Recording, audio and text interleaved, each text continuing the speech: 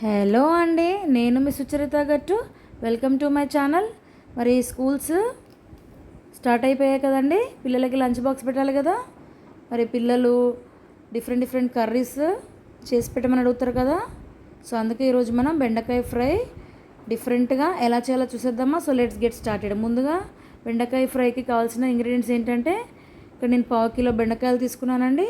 ముందుగా stove on చేసేసి stove మీద ప్యాన్ పెట్టేసి, ప్యాన్ హీట్ అయ్యాక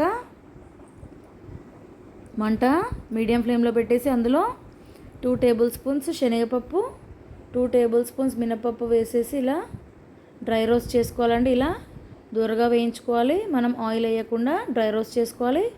ఇలా కొద్దిగా పప్పులు వేగాక అందులో అరౌండ్ 1 టేబుల్ స్పూన్ నువ్వులు వేసుకోవాలి. ఇలా 1 టేబుల్ స్పూన్ నువ్వులు వేసుకోవాలి. నువ్వులు కూడా వేసాక ఇలా దూరగా వేయించుకోవాలి పప్పులు నువ్వులని. ఆ తర్వాత 1 టేబుల్ స్పూన్ ధనియాలు కూడా వేసుకోవాలి.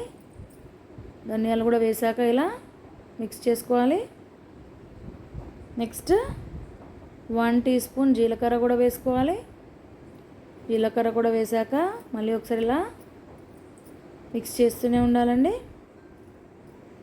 కొద్దిగా చూడండి గోల్డెన్ బ్రౌన్ వచ్చే వరకు ఇలా మిక్స్ చేసి, ఆ తర్వాత అరౌండ్ 5 to 6 ఎండుమిర్చి కూడా వేసుకోవాలండి.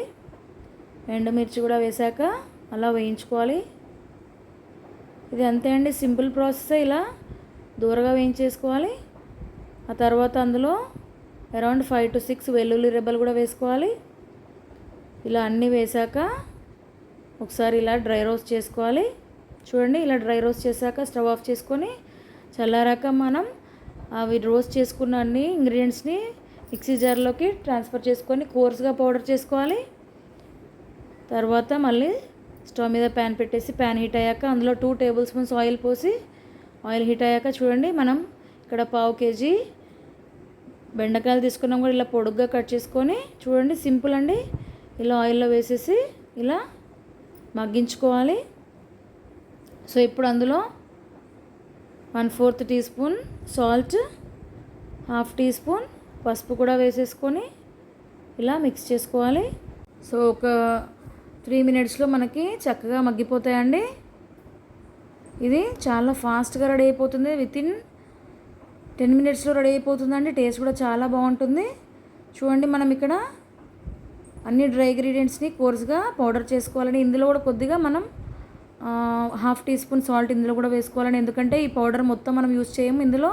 జస్ట్ ఈరోజు మనం ఒక 4 టేబుల్ స్పూన్స్ వరకే యూజ్ చేస్తాము. మిగతా పౌడర్ మనము స్టోర్ చేసుకోవచ్చండి. మీరు ఆ పౌడర్ని ఇడ్లీకి కూడా యూజ్ చేయొచ్చు. టేస్ట్ అయితే చాలా బాగుంటుంది. వేడి వేడి అన్నంలో నెయ్యి కూడా వేసుకొని ఆ పొడితో తినొచ్చు, చాలా బాగుంటుందండి.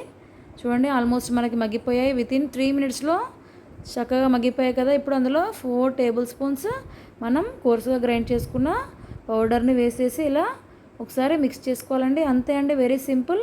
ఇన్స్టెంట్ బెండకాయ ఫ్రై రెడీ అయిపోయింది. ఇప్పుడు స్టవ్ ఆఫ్ చేసేసుకోవాలి వెంటనే.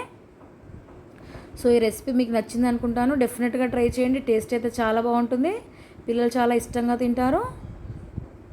సో రెసిపీ నచ్చితే డెఫినెట్గా లైక్ చేయండి. ఇంకా ఎవరైతే నా ఛానల్ని సబ్స్క్రైబ్ చేసుకోలేదో వెంటనే సబ్స్క్రైబ్ చేసుకోండి. Keep watching for more recipes. Thank you.